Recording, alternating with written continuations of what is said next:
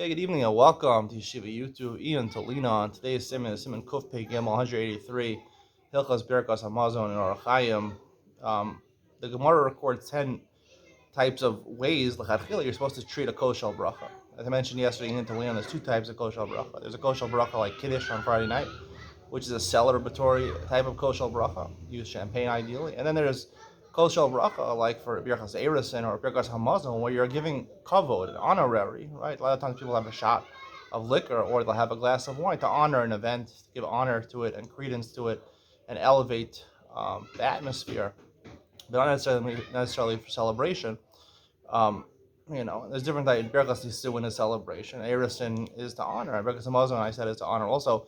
So the Gemara happens to talk about the 10 things that you're supposed to do for a koshel bracha in regards to Birkas Hamazon, which is an honorary type of, of a glass of wine, right? If you have the minhag to use Birkas koshel bracha for Birkas Hamazon, right? You're not celebrating Birkas Hamazon. You're just giving honor to the idea of benching that Hashem should give bracha like He had given you during this meal, and the bracha should continue going forward. You're giving honor to the benching. That's what you're doing with the koshel bracha. So one of the things the Gemara says that koshel bracha you should be careful about is that it should be mole, right? Mole means the coast should be completely full, even though technically any coast, for Kiddush or Birkas Hamazon only needs a revius, right? You only need to be shosa rov revius, right? You only need a revius to start with, which is, let's say, 3.3 ounces according to Moshe Feinstein. You only have to drink 1.6 of those ounces, 1.7 of those ounces to be able to say the coast. But of course, you will make a Birkas Hamazon, Birkas main shalosh unless you drank the revius. However, if you have a big cup, you're supposed to fill it up lechatchila to give honor to the cup, to give honor to the bracha, right? It's an honorary cup, honor the bracha. It doesn't look good if you have a big glass and it's filled up with a revius, a third of the way or half of the way. It doesn't look nice. It doesn't look presentable. So one of the halachas is the tree mole should be full. So the Mishnah Berurah brings two ideas over here, two explanations. One explanation, Mole means that it should literally be full as much as possible to the rim of the glass. And usually when you pick it up, it's going to spill over. That's mole. And then Mishnah Berurah puts another opinion. Some say you don't fill it up all the way to the top. If you fill it up all the way to the top, it's going to fall over. That's not what mole means. And I'm reading now the Dirshu, Rav Shlomo Zalman Auerbach. He brings a proof from the Gemara. He says that drops that come from the coast are not common. And he says if you have to fill it up all the way, then it's going to be very common, and there'll be drops on the top, on the outside of the glass. So the Shlomo Zalman Auerbach, I have Shlomo Zalman Auerbach on my side. Now I didn't know about Shlomo Zalman Auerbach, but after you get married, you start being in charge of the koshel bracha more, and especially pouring it because you make kiddush. So you're every week kiddush and havdalah, you're doing a koshel bracha and you're pouring the koshel bracha, and there's always people around you. So I oftentimes have meal with family members. My wife's family. I live here with my wife's family in this neighborhood over here.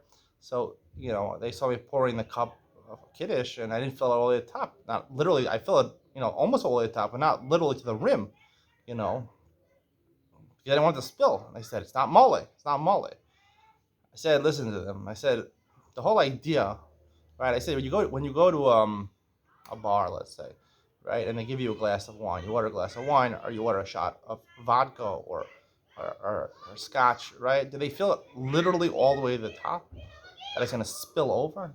If you're going to a baseball game and you get a beer or something like that, or you get, a Coca-Cola or something like that, or Dr. Pepper, and they're going to fill it all the way to the top, and foams over the top, I don't know, people like beers like that. But when you give an honorary glass, something of honor, if it spills over, it ruins the honorary nature of the glass. So you don't want it to spill over. You want it to fill up as close to the top as possible, that if it shakes a little bit, it won't spill over.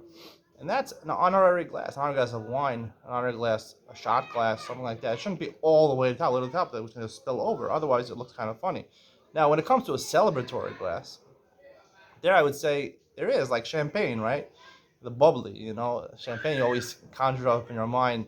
You fill it up all the way to the top, and then it flows over like a beer or something like that, So I would say that's the difference. When you're doing, like a celebratory glass like Kiddush, maybe it should be flowing over.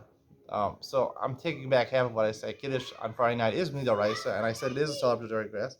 So maybe it should be spilling over. When it comes to Kiddush during the day, or when it comes to Birkas Hamazon, or when it comes to Erusin, maybe it shouldn't be spilling over. So now that I think about it, maybe those people are right. But probably only if you're using grape juice, it looks kind of funny. But if you're using like bubbly, like champagne, then maybe it makes sense that it should flow over the top because that's celebratory. But if you take grape juice and it flows over the top, I don't think that's celebratory. So it has to be using the right thing. If it's a celebratory glass and you're using something which when it flows over the top is celebratory, then you should. If not, otherwise it looks kind of funny. Even if it's for celebration, you shouldn't be where it's falling over. It looks kind of bad. Um, it looks kind of non-honorary when you do that. You look, and the grape juice spills all over your hand. It looks kind of disgusting. I'll throw it in also because that's one discussion. But the bigger discussion is by Havdalah, because Havdalah is also usually made on a cup of wine or grape juice. And the Mishnah Berurah, we didn't get to this yet, but the Mishnah Berurah says over there, he brings one opinion, El Yarab or something like that you're supposed to let the cup overflow. You're supposed to, because it brings bracha into your house. If you let the cup, you specifically pour, not mole, but even more than mole, not to the top where it's probably going to fall over. You're supposed to fill up extra grape juice or wine in the cup so it flows over when you're pouring it.